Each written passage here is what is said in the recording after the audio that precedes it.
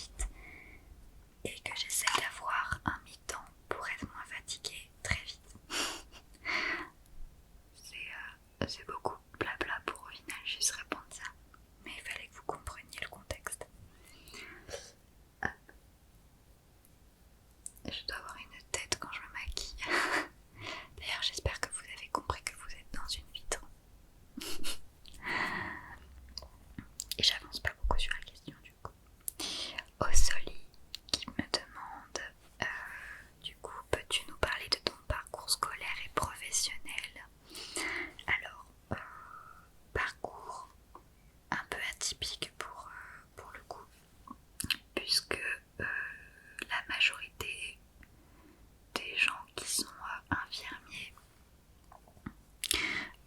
ont fait des bacs scientifiques ou des premières années de médecine.